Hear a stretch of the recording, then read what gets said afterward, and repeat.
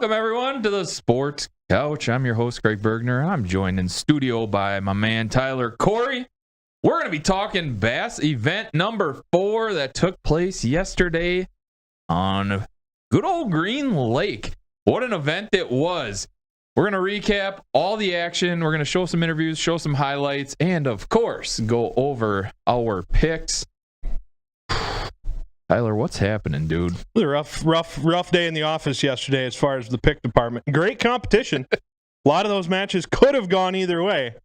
But the event itself was fantastic. Catches were aplenty. Aplenty? Not a ton of weight. No. But every matchup was like down to the wire. The kind that you ask for. Loved it. We saw 1 take on 2. Yep. Fantastic matchup. Lived up to the hype. We now have 2 undefeated teams after yesterday, and the matchups down the stretch are going to be electric. Yes.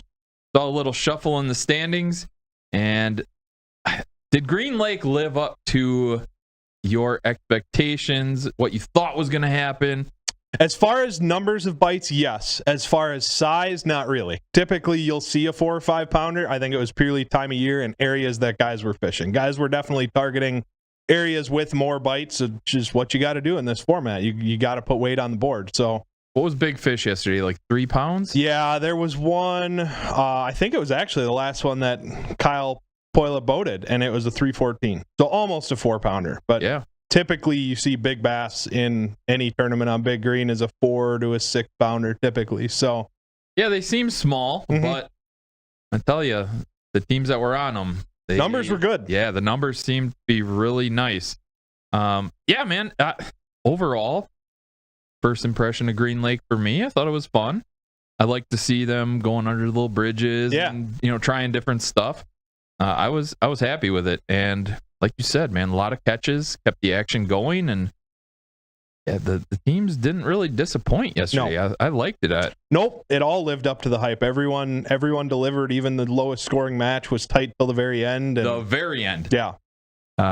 We have a guy in-house who knows all about 2 ounces. Yeah. And my goodness. There it was. They felt the wrath of 2 ounces. Yeah, it was great, man. I like the tight matchups, and final scores might look like there was a little separation, but a lot of that separation came very late in quarter 4. Yeah. So it was great. It was a great event, and we can't wait to recap it all for everyone out there. All right, man. Let's start with dive right into this thing. Let's start with our predictions. You struggled. Yeah. I thought I made pretty safe picks. I thought that I wasn't being super risky with my choices, and at one point, it looked like I might go like 4 for 5, and then at the very end, all of them flipped. Yeah. I mean, hey, stand on your ground, man. Yeah. You felt confident in your pick, and Ty goes 1 for 5. Ouch. Hey, you got 1 on the board at least, chalk it up. The leads are automatic, so it doesn't even. Bang. Yeah. I went 3 for 5. Not great, but not awful. Andrew in the back went 4 for 5. Home run. Nice job, man. Which one did we all miss? I think it was Andy got Keenan Ward. Yeah, that was the popular one that a lot of people missed. Yeah, swing and a miss there. The fans, it was brutal too. I think it was maybe 2 for 5, 1 for 5. Fans are usually lights out with their picks. Typically rock solid. This one had a lot of upsets. Yeah, Andy, the only one he swung and missed on was Frederick Twardowski, which was, 2 ounces away. Yeah. So that matchup could have went either way.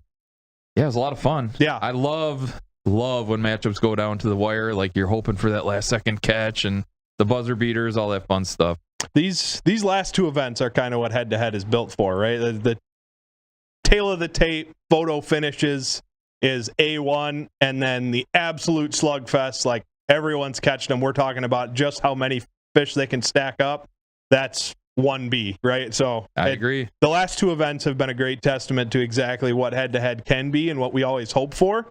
And this last one lived up to all the hype. We had a lot of close matchups, a lot of tough to decide, a lot of implications in the standings as far as Event 4 kind of being the tipping point of the season, and it absolutely was the shakeups that we were expecting. You want to talk about a close matchup? We can start with our 1 versus 2 seed. Mitch and Dave Van Aert came in as the number 1 seed. Putting up record-setting weight coming into this event, taking on the number 2 seed, Tyson Hansen, Kyle Puela. The 2 with the quote-unquote upset. Yep. 37-3 to 30-11. And Kyle Puela was a hammer. Yeah, he turned it on when he had to. Oh, my goodness. Huge catches late in the matchup. Sealed the deal for this team. The majority of that deficit, these teams were literally virtually tied coming out of the first quarter. Neck and neck. 6-2 to 4-7 at the end of one. One bite separates them both. And I think both of them started in an area where they were both like, yeah, this is going to go down. We could sit here all day if things are right. A lot of fish in the area. A lot of people started in that area, and it did not transpire for anyone. The Teshes were the best of the group that started in there, but it was not automatic for any of our teams like they thought it was. A lot of guys thought that they could put up 20 or 30 pounds in the first quarter in that area. So that didn't happen. Both of them left. Both of them made adjustments from there. The second move for Mitch and Dave was the critical move as far as getting them in the driver's seat for that match. Did that come after quarter 2? Because I'm just looking at numbers. In second quarter, they had almost a 15-pound second quarter alone, which was huge in this event. I think that both of these teams left that starting area almost at the same time. And that big second quarter was when Mitch and Dave made the transition from largemouth in a backwater area to smallmouth on the main lake. Put up a couple real nice ones. Some of that carried over even into the third, and that was when they had that 13 or 14-pound gap going over the halfway point of the match, and me and Andy in the studio were both like, this is an uphill battle here for Ty and Kyle. And then Mitch and Dave fished through that area, caught what they caught.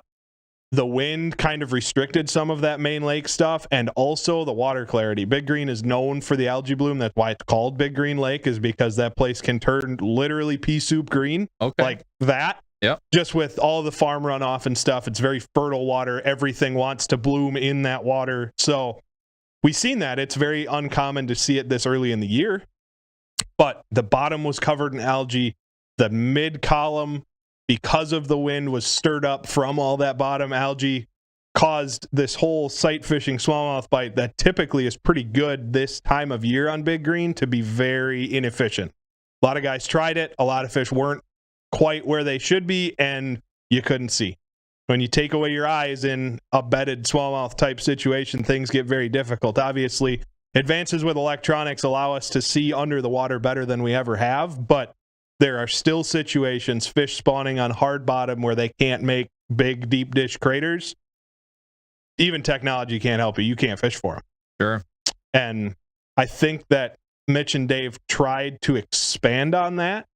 They made a move further away from their starting area. And I could tell almost immediately watching through the multi-view, like things were not how they should have been. When they shut down there, it seemed like the confidence dropped really fast. They felt like all of a sudden they just needed 2 or 3 more, but those 2 or 3 more were a huge hill to climb if their opponent started catching them and if it didn't transpire in this new area that they were in, and it did not go down. Yeah, so we saw the Van Aerts 4-7, 14-12, huge second quarter, like we said, 6-9, and then 4-15. And on the flip side, we saw Ty and Kyle 6-2, 6-3, consistent first half, 9-14, good third quarter, and then where they kind of slammed the door, 11-2 in the fourth. Yeah, there was a moment where they hit a double. Yep, to take the lead. Yep, 2 fish in the boat, and it's huge. Yeah. And again, hats off. We haven't really sang the praises of Kyle Puela, except for, my God, he's great in the boat. He's great on the net. He's doing everything right. They're a great team. Kyle Puela showed his fishing chops big time in this matchup and put him over the top, man. Yeah. And coming into this one, it was a battle of who's going to be most valuable in the entire league. Mitch Van Aert, is going to be Tyson Hansen. Who's it going to be? Kyle stepped up, man. Yeah. Kyle did his thing, and that's the sign of a great team. Yeah. In this head-to-head format. So hats off to Kyle Poila. That was a fantastic event for him. Yeah, and this was kind of the tale of a team. It was very obvious that now Dave put some fish in the boat for the Van Aert duo, without a doubt. Yep. But Mitch certainly had the majority throughout the day, and Dave was okay with that. And typically in a 5-fish type tournament where you only need 5, if your partner gets hot, you drop everything and you stay out of his way, because he's got the hot hand. He's got something figured out. Maybe ask him, try and emulate what he's doing, but most of the time I turn around and I get right out of the way. If you're going to let him cook, let him do his deal, because he's got it going on. Now, on the other side, if Kyle would have just pulled the load for the Hansen-Poila duo, they lose.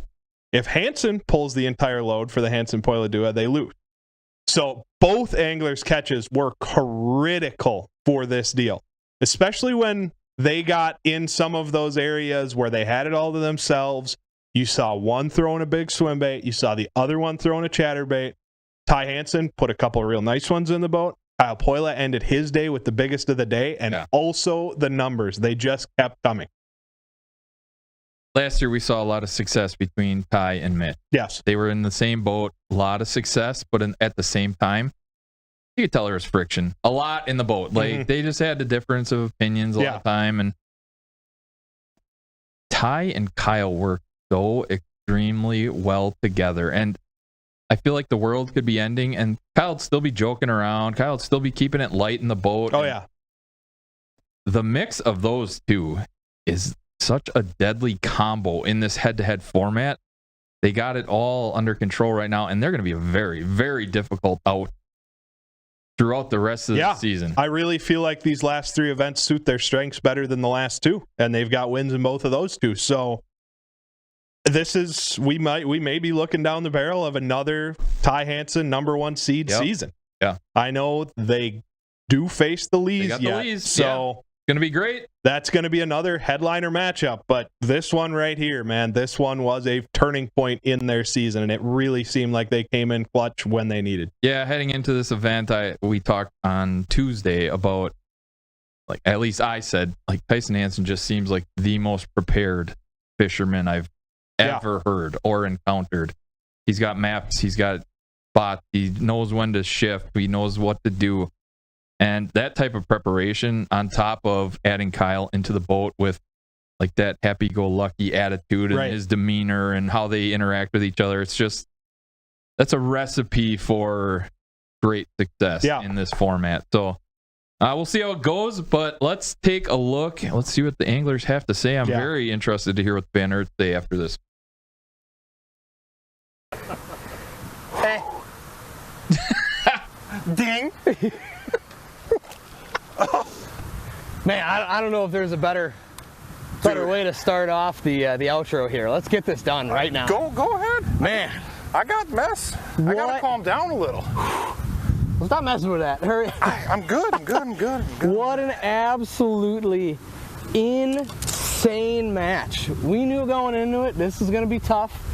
The cloudiness of the water played a huge factor, I think, for everybody.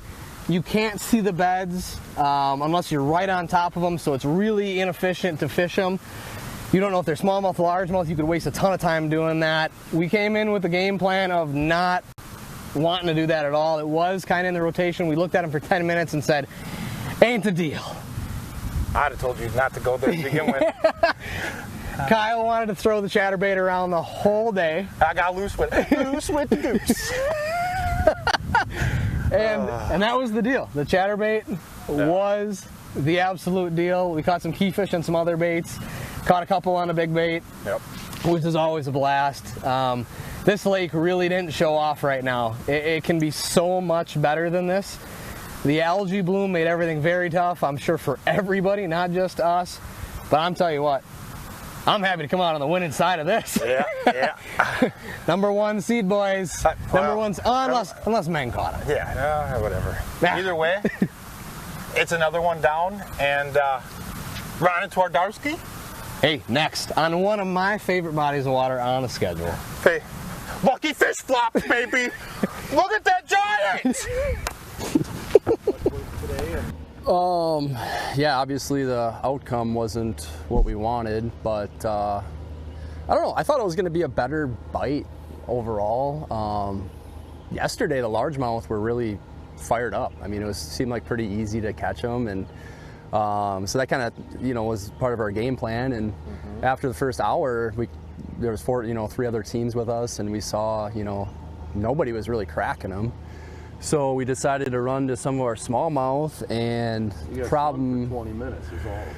Yeah, problem with that, it would have been a lot better for us if the visibility was a little bit better. I was seeing them on my perspective, and I obviously caught quite a few of them, and then decided to run to our other spot, and the visibility was worse. So that really hurt us. And then we came back in here and got a couple at the end, but I mean, just overall it was tough. So props to Tyson and Kyle. I mean, that was a heck of a day and heck of a finishing quarter for you guys. I mean, got to give you props for that. I mean, we knew going in against those two. Ty Hansen's pretty solid, and his partner, those guys were going to catch him. We had to catch him. Mm-hmm. We caught him, but just a shy short. Yeah, I was just just Ty and his partner. Yeah, I mean, like you missed. I mean, they're short biting. 5 fish out here this morning. It's crazy. We had a 4.5 and a couple of 3s and some real nice fish. It just short biting this morning would have made a big difference. Yeah. Yep. Thanks for watching, guys. We'll be at the next one. We're going to show up strong, so take it easy. Elation in one boat. You could tell they were kind of frustrated in the Van Hertz, understandably so. Can you tell those of us who don't know what the heck that thing is in the back? Are they chomping up weeds? Yes. What are they doing? Yes. I'm guessing that played a part into scaring some fish, moving them. What's going on there? So some lakes, it can actually be a help. I've seen it before on some lakes where you get the weed cutter out there, and all of a sudden, like all the bait fish and all the bluegills and all the crayfish that are hiding in the weeds are just scattering. Right. And then the bass get on the outside edge, and they just wait to ambush because it's like a deer drive, basically. You go walking through the woods, you kick them all up, and then got someone sitting there waiting to ambush, and that's exactly what can happen. That area is very, very shallow. On deeper weeds, where those fish can get below, tight to bottom, and not be as affected, and most importantly, the water clarity isn't affected. The water doesn't get super stirred up. It cuts the weeds, and it's fine. But that area that they're in is very shallow. That weed cutter is causing all sorts of current and stuff. It's a very soft bottom area. All it's doing is just churning up the water. And if you take away a bass's eyes, especially one like on Big Green Lake where they're used to using their eyes to hunt like a lot, that's the death sentence. And we saw 2 teams end their day in there. Both of them lost in the 4th quarter. So I'm the guy who's supposed to be here to draw X's and O's. And both these guys are good fishermen, better fishermen than I. So don't take anything that I say, take it all with a grain of salt. But one thing that I've noticed, especially this season, if you are running back to pressured fish, it is the kiss of death. If you are trying to make a 4th quarter comeback in an area that's been beat up, forget about it. It ain't going to happen.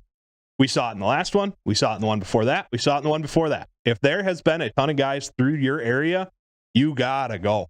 Because in this format, you are fishing for biters. You can spend all the time in the world that you want to slow down and try and pick areas apart and pick up every last one of them that's in there. That's great for 5 fish, not for this format. We want biters. We want to be able to roll through an area, pick up as many as we can as fast as possible, and then roll the next one. That area that Tesh ended their day in there, and so did the Van Hertz. I know Mitch is kicking himself right now for making that move back to that area, and it almost panned out for him. They're good enough anglers where they almost recovered from it. They got on the opposite side that the weed cutter wasn't destroying all the vegetation, and they picked 3 of them up real quick. But that was all they had down through there. And they still had about 45 minutes left when they got in that area. So there was time to make other adjustments. I know how it feels to have 15 minutes left in a tournament and you've made a bad final decision. You feel like you're in handcuffs. You can't, it's going to take me 7 minutes to go anywhere else. But those other 7 minutes that you have to fish could be the most critical part of the day. So what you saw from Hansen and Poila, They were the only other boat to fish through that area, and it had been a while since they had checked on those fish. They went through there once in the second quarter. It was okay. They lost a couple. They had a couple short strike. They said, okay, there's a lot of fish in this area. We haven't capitalized on all of them. We can let it rest, let the sun get up a little further so they can see a little better, and then come back. Or we can turn right back around and fish right back through there. They opted to leave, go to that section of docks where they picked up a bunch of numbers away from their good size, good numbers area, and then finished their day on their good size, good number area where there was only one other boat to fish through it, and it was them. So, unpressured fish. They've only seen your stuff so far. It prevails. Finding that final fresh area of fish is so critical in this format. Yeah, I mean, hats off to Tyson and Kyle. Absolutely. What a huge win. Yeah. You could tell. We talked about Kyle and how he is on the boat. You just see it in the interview. Yeah. You know, he's wearing the fish flops. Yeah. But he had a heck of a day of pulling in fish. Yeah. Oh, yeah. Great job. And, of course, they said it. Number 1 seed. They are now the number 1 seed. They're 4-0. 202 pounds on the season. Yep. Wow. Great job to them. Mitch and Dave fall to 3rd. They're 3-1 with an outrageous 255 pounds to their name. Wow. We said it was a game of wins and losses, and it's going to turn out to be that way. 2 teams sitting at 4-0. Not many teams are going to beat Mitch and Dave as far as weight goes. No. So keep chalking the W's up, gentlemen, and great job. My highlighter blew up in my hand. Nice. I am now yellow. Heck awesome. yeah. I know. All right. Anything else with this one? Do you think that we will see an undefeated team at the end of the season? I do, but I've been on the Lee's train the entire time, so fair enough. I'm just going to ride that wave. Tyson and Kyle, man, to be honest, they look like a well-oiled machine. They are going to be very, very difficult to beat. Yeah. And I think for the past couple of weeks, I've said there is an elite 3 in the field where come playoff time, anything can happen. Still an elite 3. Yeah. Still 3 shining above the rest, and then everyone else below them is fighting to get in that top conversation. Yep. I think if you have one loss, you can still be in that conversation for the number 1 seed, but their stuff's going to have to go your way. The hard part's going to be if you have one loss, no one's going to beat Mitch and Dave. Right. If everyone has a loss, Mitch and Dave are going to be the 1 seed because their weight is out of this world right now. They're a good 53 pounds ahead of the second place team. Right. So, teams are going to have to win out if you want to be that 1 seed or hope someone else knocks the Van Earth off, because weight-wise, Van Earth are just above everyone else. Yeah, and this was the last event of the season that I said we could potentially see over 100 pounds. The rest of the schedule sets up where, very slim chance. Going to be a lot like this one where the numbers are pretty good, the size is pretty good, but I just don't foresee anyone having another 100-pound day. It's just not, this time of year is just not conducive to it. Yeah. You get those skinnier summertime fish. Things are a little funkier. Fish are way more spread out than they are right now. This is the time of year where 60 pounds is going to be a very, very good day, and 30 pounds is probably going to be your consistent match winner. Nice. So, yeah, it was a great matchup. 1 versus 2 came down to the very end of the match. That's all we could have asked for. Yeah. It was a great matchup, and I have a feeling they're going to run into each other down the road. I agree. That's going to be another super fun match. You know it. All right, let's head to match number 2. We have Riley Richard, John Hanman. They're the number 7 seed. They took on Chris Frederick and Ron Twardowski, the number 5 seed. Richard Hanman win by 2 ounces. Yes. In this one, 6-2 to 6. The Young Guns, man, I was in the Young Guns corner coming into this one, and they prevailed, and it was just a matter of, I feel like they caught similar amounts of fish. It was just one was a little bit bigger, and that was the end of it right there for them. I give Richard and Hammond mad prop because this was a match that would be super easy to just completely spin out. We're not catching them. Things aren't going our way. This is bad. And then you start making decisions too quick. You can't lock down in an area. Your next stop is worse than your last stop. Like, that snowball starts going in these types of matches where you're not catching them, and you can totally implode. Could have very easily been a one-fish day for Richard and Hammond. Same thing with Frederick and Trudowski, but they have that tournament experience, those years and years of knowledge to know, let's not implode. Like, let's just keep our head down and do what we do. I feel like they're better in like the grinded out matchups anyway. Which is why I was so shocked to see them lose this one. I know Chris and Ron have spent a ton of time on Big Green. They travel around, they fish a bunch of tournaments. They've spent a pretty good bit of time out here. I was surprised to see them, when it got difficult, not straight up turn to their confident stuff. Like, and they did towards the tail end, but they spent a lot of time offshore too. It was very surprising for me. Not really them. And they did mix it up. They spent some time in some grass. They spent some time in some shallow water and stuff. But I was pretty surprised that when the rubber met the road and it was, we can come out here and sit on this offshore stuff, or we can spend this time to go down the dock and hopefully pick up 2 more, that they chose to spend the time offshore. Yeah, so this one, the tail of the tape was Richard Hammond went 3-4 in quarter 1 to 3-8. So Frederick Twardowski had the lead. Yep. Both went scoreless in quarter number 2. Frederick Twardowski still had the lead at half. And then it just came down to 1 fish each for each quarter. Richard Hammond 1-7, 1-7. Frederick Twardowski 1-5, 1-3. And there's your difference. Yep. Again, not a ton of volume and not a ton of weight in this one, but hats off to Richard Hammond. Yeah. Big win. We talked about it. They needed a win. Yeah, coming into absolutely they did. Hats off, man. That's all we can say. Yeah. Great job. Beat a very difficult team to beat. And a huge win for them as far as standings go. Yeah. Richard and Hammond mixed it up a lot throughout the day. They checked a lot of water. They started on this end of the lake and ended all the way on this end of the lake. So they were moving around a bunch. Frederick and Jadowski kind of stayed hunkered down in their little area, and they moved around some, but not nearly as much as them, which is not uncharacteristic for Chris and Ron. But one more bite. We're seeing it so many times this season where just one bite can make the difference. Whether that one bite puts you onto something or one bite puts you over in the mat. Like, one bite is so critical this season. You can pat yourself on the back. On Tuesday, we talked about the youngsters being able to move around a lot. They shift. They do whatever they got to do, and they did exactly what happened. They did it. All right, let's hear what they have to say after their matchup here. Well, it was a rough day today. Our starting spot had a lot of people in it, so we couldn't start there. So we started on a little rock bluff that we found. Caught one there, and then we went to a different cut that we found yesterday.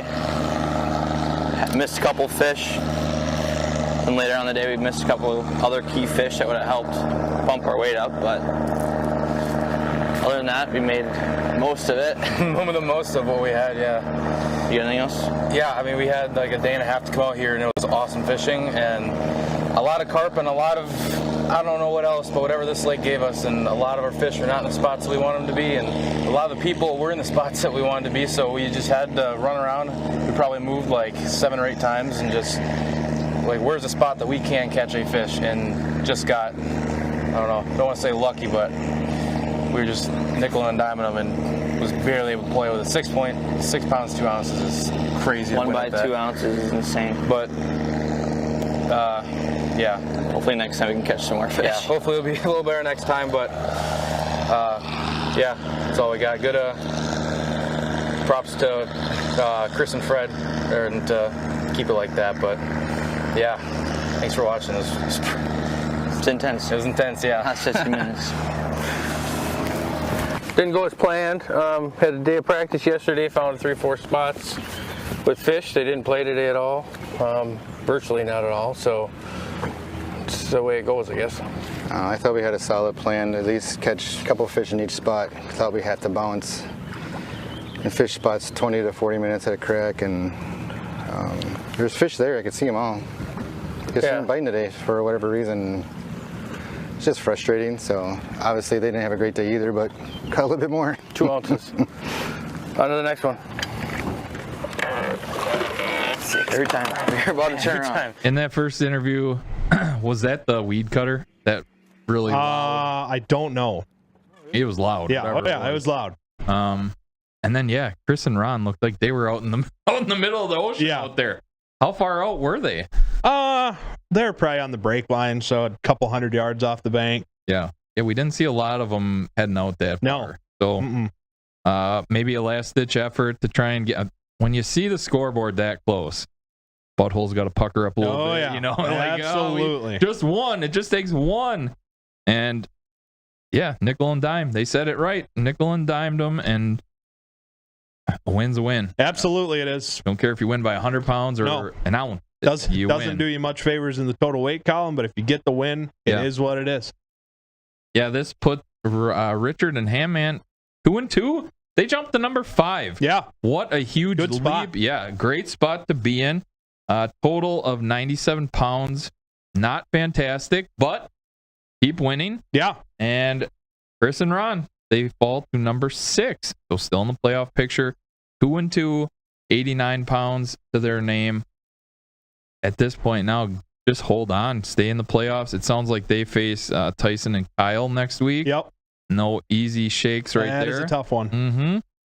So, wins are the name of this game. Yep, absolutely. Anything else on this matchup? No, props to both of them. What a great match. Yeah. Sometimes you win by just grinding it out like this.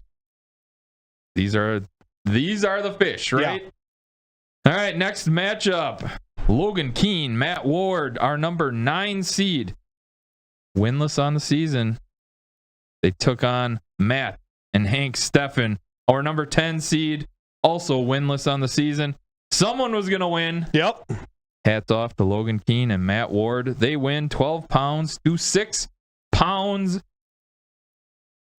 What do you see in this one, man? We doubted Keene and Ward coming into this. We did. And props to them. They looked like their old selves in this one. Yes. The boat was full of enthusiasm, full of life. That getting some bites right off the bat helps a bunch with that. Does help. And they started on a good spot. They put a couple in the boat, strong first period, and then just kind of rode it out a little bit. This was another one that it looked a lot less tight than it was on the leaderboard because the Steffens were within 2 pounds of them at one point, and then Ward and Keene slammed the door right at the end there. Third quarter. Yep. So another fourth quarter, slam the door. Yep. This is it. We didn't see a lot of blowouts in this event. No.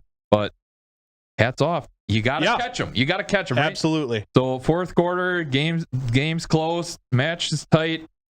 Yeah, that's where you catch the fish. Yeah. Nice job. Ward and Keene came back to that area that they started in and picked up a few more, and that was what put them over the edge. It was good to see them they were mixing it up a little bit too. Had the dock deal going, had some stuff on some steeper banks going. So I think that they both put some time in before this one, pre-fishing, and it paid off for them. The Steffens, again, caught another gigantic. Very nice catfish. Yeah, Very my nice. God. Yes. That thing was huge. It was almost Admirable. as big as Hank. Yeah. Yeah. I know. They are, the Steffens are on the multi-species train. They got it going on. It. Yeah. Yes. If they could weigh all the stuff that they catch, man, they would have so much weight on that boat. Yeah, the catfish was gigantic. And it's cool to see and hear Hank. Yeah. Watching life through his eyes must just be fantastic. Yeah. Dude. It's a lot of fun. And the Steffens have a lot of fun on that boat. Mm-hmm. Just another one didn't go their way. Yeah. At this point in the season, I just don't. Closed. Yeah, I don't know if there's any way that they can sneak in. They needed to win that one. Total weight is down. Ride out the rest of the season. Yeah, ride out the rest of the season, gentlemen. See what happens. Play spoiler on someone else. Do your thing. Get Hank that first win. Yeah. Those are the things, the storylines we're going to watch from here on out. I want to see Hank catch a big fish. Yeah. I want to see them continue to do that. Win or lose, Steffens are a fun story. Absolutely. And, father, son, Hank in the boat. It's still a lot of fun. Audience probably enjoys it still. Yeah. And it looks, at the end of the day, like they're having a good time together. They are a fun number 10 seed. Yeah, they're fun. Which is good to have. it's excellent to have. And this kind of opens the door for Keenan Ward. Yes. Maybe now they can think playoffs, maybe get a win or two, moving Gotta forward, win out. stack them up, get wins to their name. Yeah. You talked about first quarter. They put 5 pounds, 10 ounces on the board. Helps your confidence. Absolutely. 5 pounds, 10 ounces, then 2 pounds. Scoreless third quarter. That's when the Steffens made it close. And then 3 pounds, 12 ounces to slam the door shut and get that victory, man. Sometimes all it takes is just getting that first one. Yeah. You get that first victory. Absolutely. Confidence going a little bit. That's huge. Yeah. Huge. Absolutely huge. I like it. As far as fishing specs go, did they do anything differently, or was it just more like a familiarness on the boat, friendliness, like excitement? Like they're just back to themselves. Yeah, that's absolutely right. Logan put in some work on a drop shot. We didn't see much of that around the docks, and they had it going on. Absolutely. They had the confidence in that deal. Matt was throwing a shaky head some, throwing a tube some, I think. So I think that they got to fish their confidence stuff. They got to fish their strengths a little bit. They were out on the main lake. You didn't see them in a ton of community hole crowd type places, and they kind of went out and did their own thing like they always do, and it paid off for them. Yeah, nice. All right. Hear what the anglers have to say after this match. Wasn't the worst day today, was it? No, the fishing wasn't terrible. Well, it wasn't great. I think the water temp dropped and the bites got a little tougher. We've never really fished out here before, so we had to try to learn it in 2 days. And yeah, I spent Friday, Saturday, and Sunday out here, and the best thing I could find was fishing deep dock. So you could see my live scope swimming around and just drop shot and try to get them from underneath the dock. It's the best pattern I came across. Oh, it's gone. It caught fish today. We lost a couple, but put up enough weight to win. Yeah, the smallmouth I side scanned a whole bunch of beds, and there's nothing but rock bass on them. So I think the smallmouth just got done spawning, and I figured the largemouth got done a little earlier. So I'm like, let's just target largemouth, and it worked out. So yeah, temperature dropped big time. It was 68 on Sunday, and we had 59 this morning when we started. And I don't know if it was tough for everybody, but I'm assuming, for the guy we went against and us, made the bite worse because pre-fishing was a bit better, but we still got a couple. No size. Everything was small today. Yeah, it's funny. Pre-fishing, we had a little bit better fish, like 3-pounders, 3.5. Nothing really super huge, but good, nice, healthy, quality fish. So, yeah. Yeah, happy to get our first win. And now we gotta carry this on for the rest of the season and try to just make the playoffs and have to win out pretty much. We'll get the train rolling. Yeah. Last year took us, I think we went 0-3 also. Yeah. So let's see if we can do it again this year. I'm up for the challenge though. Yep, next stop, High Falls, right? I loved High Falls. Years ago, I haven't fished in a long time, but I used to do good out there. So we'll see what happens. Yeah. Thanks. Well, we wrapped her up. Sometimes you don't catch them. Today was one of those days. Really surprising. Yesterday I was out for 4 hours. Felt really good about what we found, and just didn't happen today. On to the next one. It's the only way you can get out of a funk. Keep fishing. Right, Hank? Yeah. Wednesday nighter tonight. Yay. Should we go back? Hank. Yeah, I mean, he said it. Keep fishing. Yeah. And he's a pro. Yeah. He'll get there, and I hope we get to see the calf. Yeah, Matt's a true competitor. I know that this is kind of eating at him, but can you tell me why he does that? Why he does this? Kyle's going to love this comment, and all of our walleye crowd is not going to love this comment, but it's because he's a walleye fisherman and he sets the hook like a walleye fisherman. Is it? Yeah. Okay, that's why? Yes. We were in the back yesterday, like, well, what's going on? Is he trying not to, like, hit the cameraman? Is he, like, what's he doing? No, that's just how he does it? That's, some guys set the hook like that, and it works for him. So, props to him. Yeah. I don't know. Logan will probably give me some shit for saying that. That's why different than everyone else. It is so different. I had a question. Absolutely. I didn't know. But next week when we're watching the Walleye League, when they're Watch jigging, them do that. Oh yeah. Okay. Hey, no judgment here. Nope. I do whatever works. Like if you don't set the hook and you just reel, if that's how it works for you, props to you. Yeah. Whatever works. It's the funnest and most frustrating thing about fishing is there is literally no right way and there's literally no wrong way. Whatever way is working is the right way. Sure. So if it ain't broke, don't fix it. Well, what the heck happened to the mustache, dude? I guess he took my advice. Yeah, I know. That's the first thing I thought. Where did it go? Yeah. And thanks a lot, I Ty. guess you can blame it on me. I don't know. He sent me a message after the last one. He's like, you know what? I think we are going to change some things up. And the last one was brutal for us, and it should have been better. And we expect to do better as a team. So we got to turn it around, and they did. Sometimes that's what it takes. Yeah, absolutely. And I think that they kind of Logan called the shots in this one a little more than he typically does, and it worked out good for him. Yeah, 12 pounds to 6 pounds, nice win for them. And like we said, they jumped up into the 8th seed, 1-3, 58 pounds. So they're going to need some wins. Yeah. They talked about it. We've done it before. Yeah. We're up for the challenge. Maybe feel comfortable in the next body of water as well. So hats off to them. And then Matt and Hank, 0-4, 44 pounds. Going through the motions, baby. Yeah. Have some fun out there, gentlemen. And maybe play spoiler down the stretch. Yeah.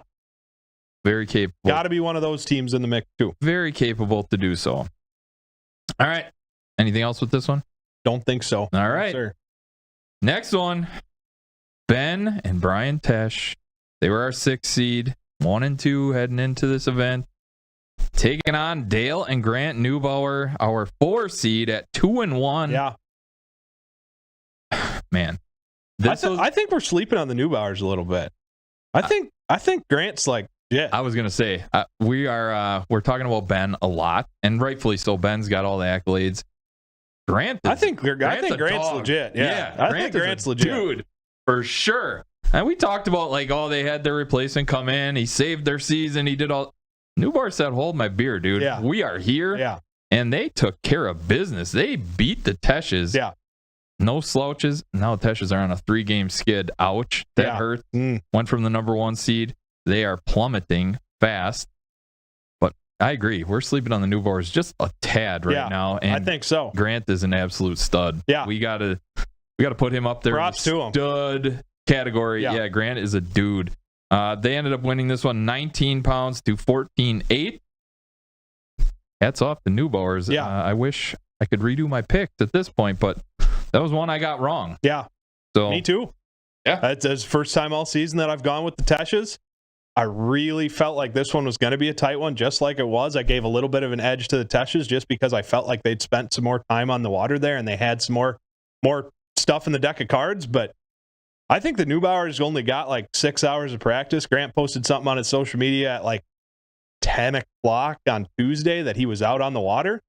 And I think that they probably fished till dark on Tuesday, and that was the first time they'd ever seen Big Green. And from what I know from them, I never seen that boat on Big Green before, and I've never seen the Neubauers in the standings in any of the Big Green tournament. So in half a day of practice, they found a lot of the good stuff. As far as bank beaten, up shallow stuff, they found it. It was a lot of the stuff that they were fishing, the conditions weren't great for it, but that's where it goes down. A lot of those areas that they were in is some of my favorite stuff out there, and they found it just like that. So the kids got a knack for finding fish, and Dad just kind of gets out the way and lets him do his deal. I feel like both boats are the same. Yeah. Dad's kind of take the back seat. Grant, leader of the boat. Ben, leader of the boat. Yeah. And you just let these young kids run the show, and they do a very good job of doing so. I was on board with the Teshes coming into this one because Ben was riding a heater. Yeah. Ben just came off a huge win. You just kind of, go with the momentum, right? Right. And, man, hats off to Grant and Dale. Huge win. That bumps them to 3-1. Ouch. Yeah, dude. Yeah. Heck yes. That is fantastic. The tail of the tape here. Tesh has jumped out huge. 9 pounds, 14 ounces to 3 pounds, 2 ounces in quarter number 1. At this point, I'm like, okay, here we go. The Teshes that we know are doing their thing. But then quarter number 2, Neubauers came back strong. 7 pounds, 7 ounces to 1 pound, 11 ounces. So at halftime, this baby was close. Yeah. This was a nail biter. And then from here on out, it was Neubauers 3 pounds, 13 ounces, 4 pounds, 10 ounces. they caught it up until the buzzer. Yeah. Like they just kept putting it in the boat, and the Teshes had a really rough second half. 1 pound 9 ounces, 1 pound 6 ounces, and that is all she wrote with that that's one. The game, folks. Yeah. Was it a matter of Teshes not making adjustments, or were they making the wrong adjustments? Like, what happened? I just feel like they expected more off of that starting area, and then when it didn't happen, they felt like they were already behind. Even though they were ahead in their match, they felt like they were behind the rest of the day. And I actually think the Neubauers did a lot of that work in the third quarter in the exact area where the Teshes started, just a little further back. Okay. So both of these teams were around a lot of the same fish. I just felt like after that first stop did not work the way that the Teshes wanted it to, everything sped up a little bit. They were moving really quick. The confidence wasn't entirely there like it was in the first spot. The pressure in some of their areas kind of got to them a little bit, and I just didn't feel like they had a good plan B to back up their plan A. So when the Teshes started in quarter number 1, they ended up with a huge weight. They were the leader. They were the second highest weight total in quarter number 1 out of the entire field. But then after that, it was just like a downward spiral. Yeah, and the Teshes started in that area with Van Aerts, Hansen Poila, the Steffens.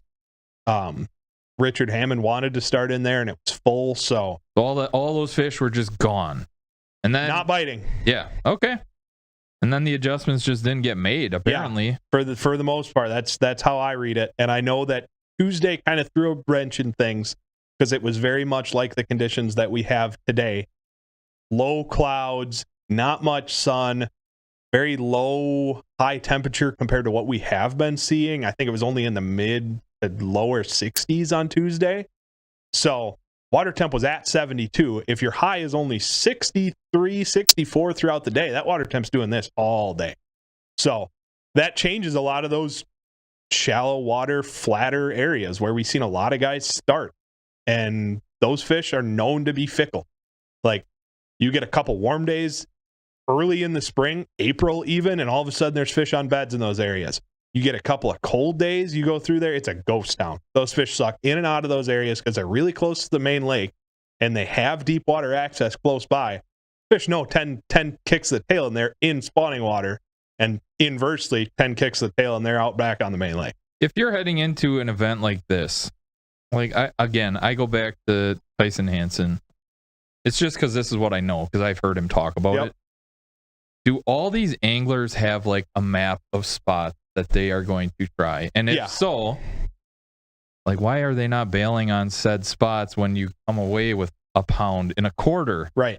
Like, explain the logic of any of this. Confidence is a funky thing, right? So you start in an area and it goes down, like what we saw for the Tesh.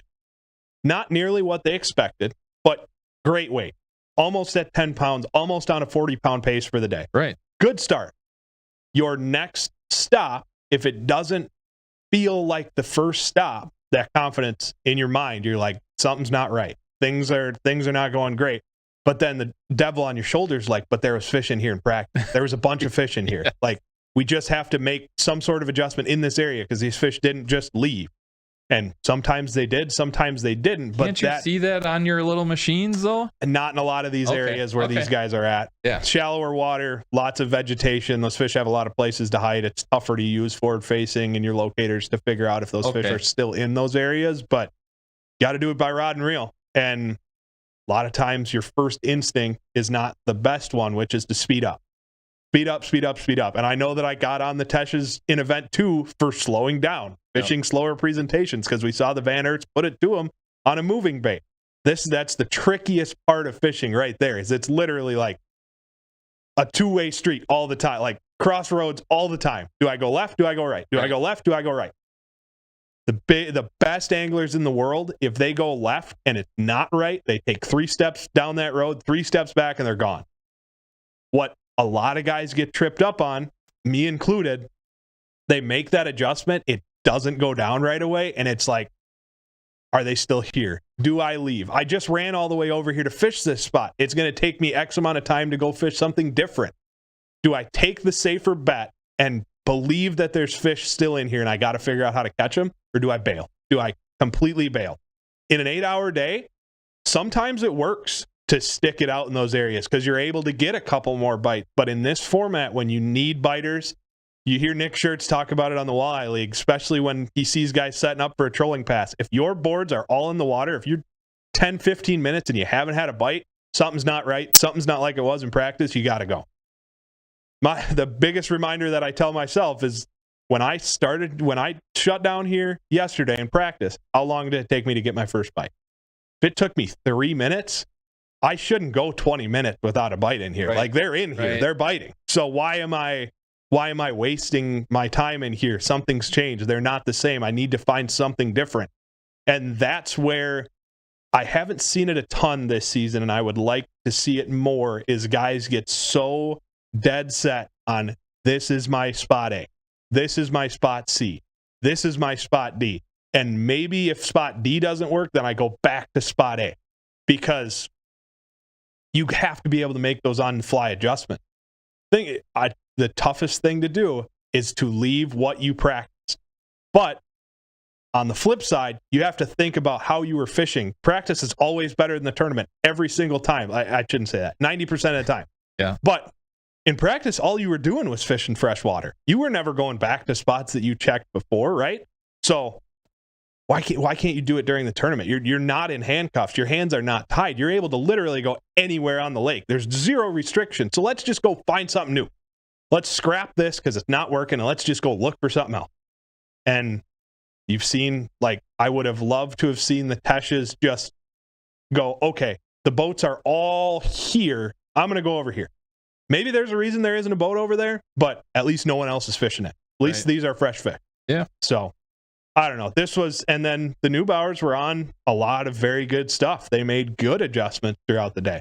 Seen them fish some main lake stuff with a moving bait. Seen them slow down in some backwater areas and pick up some critical fish. Their biggest one of the day came on a moving bait around some boat docks. Their second biggest one came back in a cove way under a dock. So props to them. They made very good adjustments, and it was a strong day for them. Yeah, and like I said, all the way till the very end, they pulled one in pretty late in this matchup that sealed the deal, and that's a winning formula right there. Yeah, absolutely. So yeah, I'm interested to hear what the Teshes have to say. Here we go.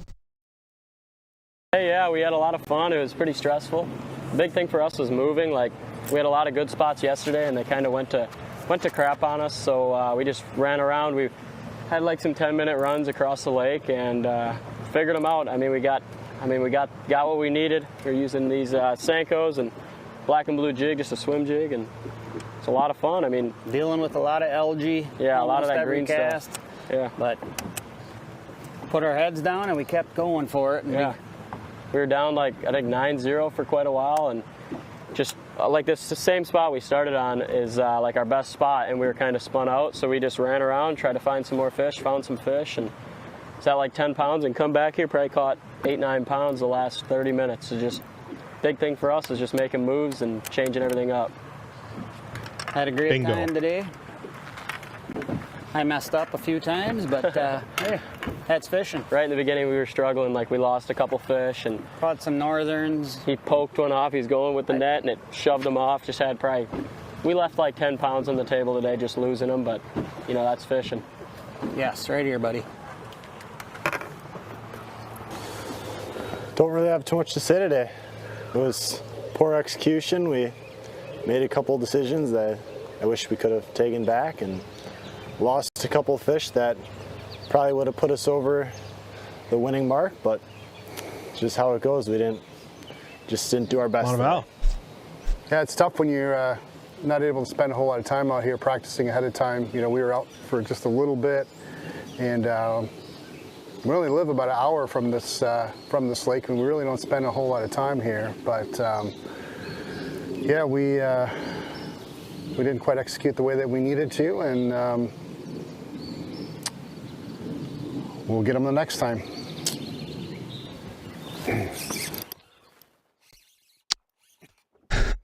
Grant's a stud. Yeah. Like, And it was funny. Everything we talked about, they just reiterated what we said, make us feel like we know kind of what we're doing. So that's fun. Yeah, talked about movement, talked about catching their fish, and yeah, great job. And it's nice when they can say, yeah, we left this went wrong, we left this much out there. Yeah, nobody's perfect, unfortunately. No, and that's so. Yeah, as a tournament angler, you have to know that things are probably not like 1% of your days. Everything goes perfect. You land everything that bites. You get everything. Perfect execution is almost impossible. You're trying to stab a fish through the face. Like, there's a lot that can go wrong. And you're using hooks that are like that big. So there's a lot of things that they just come off sometimes. They have the upper hand. They live in this water. You're just on top of it. So I don't mean to, I feel like I've been hard on the Teshes this season. It's because I know what Ben's about to go into in this college fishing stuff. He's a great angler. You can tell that on the camera. Yep. It's all like everyone in college is good, very good. These kids have all been groomed and trained, and they're tested at this point. High school fishing has come so far where these kids show up at college and they are like, they could go fish the open. It's that freshman year where you are going to learn all of these hard lessons, and he's getting them right now before freshman year. It's huge. And I went through it my freshman year. You look at my freshman year stats, it was awful. And then I literally sat down at the end of the year, pulled out the chalkboard, and was like, okay, I'm never doing this again. I'm never doing this again. I'm never doing this again. I'm not banking on fish from practice. I'm fishing new water during the tournament. I'm not going from spot A to spot B to spot C to spot D because that's what worked in practice. It never happened. And I'm talking straight at you, Ben, because I've been through it. Like, college fishing is hard. You think that 10 boats on Big Green is a lot of pressure? 250 boats on a place double the size, triple the size of Big Green? Everywhere you want to start, if you're boat 248 out of 250, there's going to be a boat on it. You're going to have to be able to trust your gut, trust your fishing instinct, and go, you know what? I haven't caught a fish on this entire shoreline, but it's got one laydown on it and it looks good. I have to go over there and try it. What's it going to take me? 4 minutes to go over there and try it? And it could be a 4-pounder that jumps you from 130th to 25th, and you're in the national championship qualifying spots. Those kind of adjustments are so critical. And once you start to fish at these upper levels of competition, you realize that stuff. Like, what happened in pre-fish is a great rough estimate, rough floor plan for what your day needs to look like. It is not a blueprint. If you try and follow it to a T, exactly how it goes down, you will get screwed so many times it's not even funny. And when it doesn't start the way that you need it to, you have to be able to shift gears. You have to. Because so many times, especially in college, there's a boat where I wanted to start. So I'm going to go to my secondary spot. But I found them in there in the afternoon, and it's not really going down in the morning. So I pick up one here.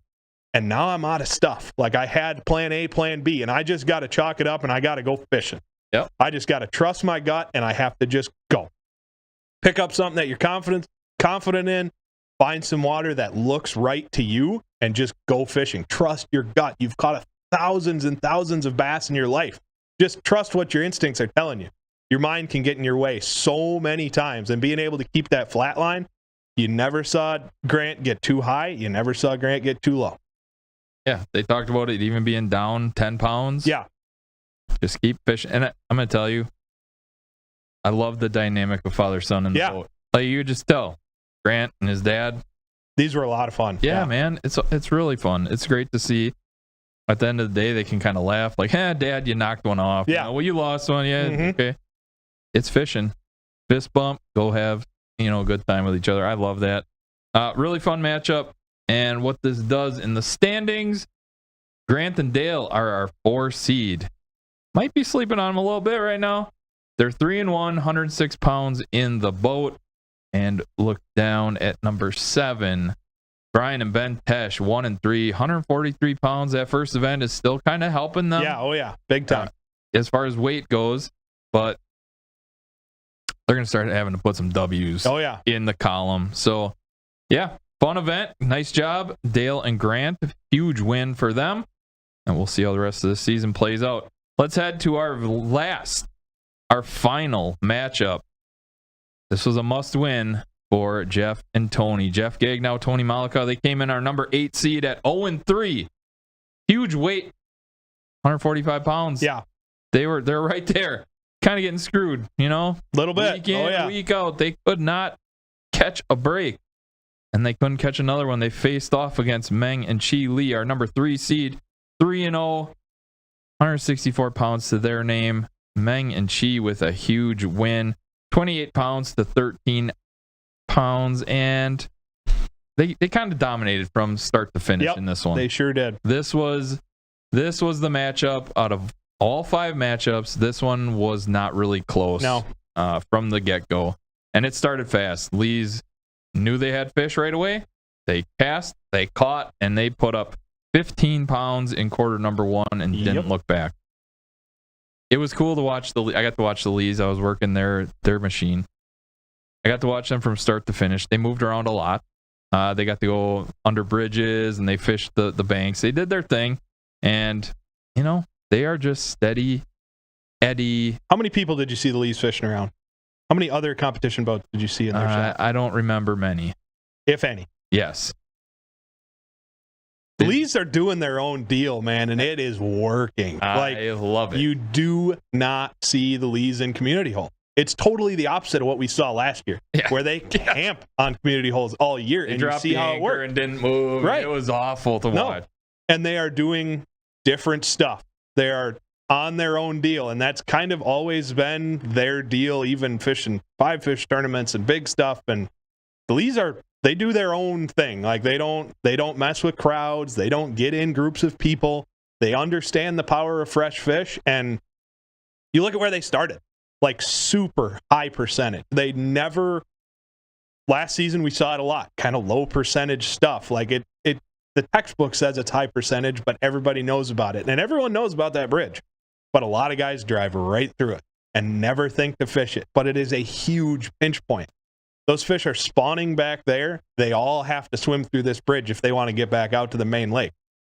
Wind-driven current, pulling bait fish through here, pulling food in. The fish are just set up on ambush points. This is a textbook ambush point where they started. Great head-to-head spot. Numbers, almost a guarantee. Size, not so much. But we did see him catch a 3-pounder under the bridge, so it can happen. Yes. Some nice ones to start their day. And starting on something high percentage and then being able to go, all right, that worked. Let's go over here. I don't feel like the Lee's next decision is premeditated. I feel like everything that they're doing is they're letting the fish come to them. Yeah. They're really able to read the conditions and go, that spot's been good before. Fished there 3 years ago one time and caught one. We just ease over there. Conditions are set up right. Then let me try this. Go over here. Bing, bing, bing, bing. You talked about confidence. They got it. They're confident. Oh, yeah. They don't follow the norm. They don't follow the other boats. They do their own thing, and it's hard to be different. Yeah. And they have no problem doing so. And it's very successful. Meng is listening to Chi a little bit this year, too, which is awesome to see. Chi was like, maybe we circle back and try our first spot again. And towards the end of the match, that's what they did. They just make the right moves. And they're working very well not as like Meng is the man on the boat and, Chi fall in line and just listen to what I'm saying. They're using each other's ideas and each other's strengths, and they're doing a really nice job this season, and it's fun to watch. Lees are tough. Yeah, the Lees are tough. Good. They are here this season. Yeah. They said they're not holding back, and they are fishing with fire and ambition, and they got it. Man, they have it going on this season, and props to them because this is not an easy season this year. They've been in some grinder matchups. They've rose to the occasion. They've been in some high-scoring duels. They've rose to the occasion. Pounds. Right. They've put up 100 pounds. Strong start at Little Lake. Got the season right back on track where they left off. Like, I don't want to face the Lees come playoff time. I don't want to be their next opponent next week. Yeah. I stay out of their way because they have it going on right. They're on a crash course to face off with Anson and Puela. Undefeated. Battle of undefeated. For the number 1 seed, a lot on the line. And the Lees made no qualms about it, man. They wanted to be the number 1 seed. Mm-hmm. They want the bye. They want all that. And they're setting themselves up to do so, which is really fun to see. On the flip side, Gagnow, Malika, they knew they were in for a tough matchup, this matchup. They have had really unfortunate circumstances the first 3 weeks, and now they're looking at 0-4. Is this curtains for this team? I don't think so.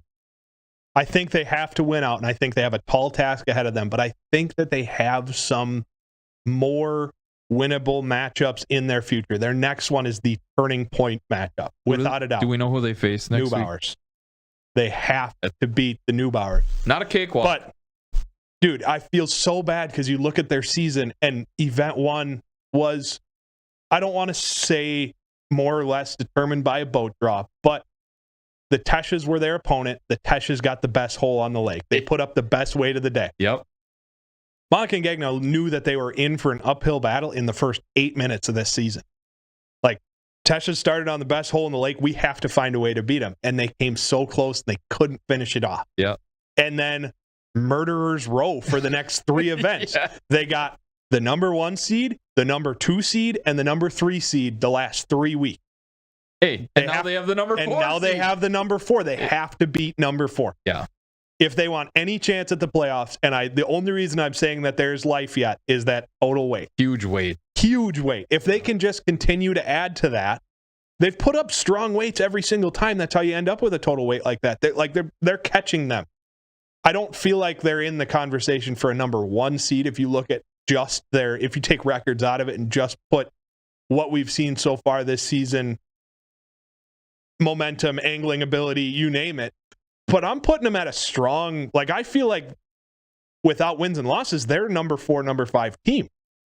But 0-4, oh my gosh, they have to win out. If somehow they figure out a way or somehow squeak in and are that number 7 seed, that's nasty. It's like the Leafs sneaking in at number 8 last year. Exactly. Yes. Nasty 7 seed. And that makes the number 1 seed all that much more important. Because as the 2 seed, you're not going to want to face these guys. Yeah. If they can find some way, if Tony and Jeff can just eke out wins here in the next couple of events. Have to. The weight is on their side. It's just that win column that's been just brutal for them. Yeah. 2 very capable fishermen on that boat. And not anyone that anyone's going to want to face off against in the playoffs. Let's see how upbeat they are in this interview. Yeah, I'm very curious. Yeah. Do they still feel like they have life Is there left? life? We'll see.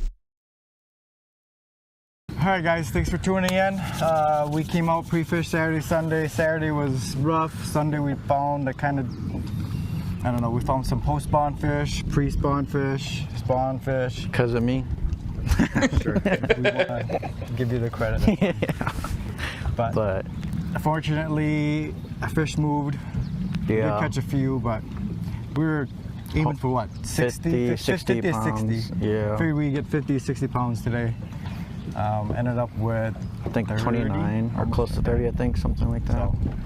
But still, overall, good day. We lost a few fish. That's fishing, though. Yeah. Got we us lost fish clean. I'll say we lost a good amount. Yeah. But that's fishing. But we were able to capitalize what we could mostly. We caught fish on pretty much a lot of different stuff. Jig minnow. They were kind wacky of worms. eating everything. Swim jig. Swim bait. A-rig. You name it, they were biting. So a lot of small ones. I did catch that nice 3 under that tunnel, which was pretty cool. That was fun. That was good. But undefeated. We got Mitch next, and then Tyson. So should be some good events. Should be some good events coming up for you guys. So stay tuned. Thanks for watching.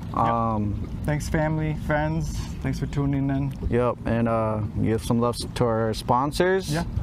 Anglers Ammo. Shout out to them. We caught some fish on the A-rig. We're using the jig heads with that, and then we were also catching some with the hammer and flipping jig from Casting and Tackles. So caught some nice largemouth and a smallmouth on that too. So shout out to them guys. So, but other than that, we'll see you guys in about a month, huh? Yeah, month break. Month break. So thanks, guys. Thanks for watching, guys. 2, 1. We are 0-4. And we are done. We are cooked. Playoff chances goodbye. Any invite back is going to have to be through begging and a special council meeting. But it was still a good day. We actually honestly did better. After my practice yesterday, we did better than I anticipated. Really?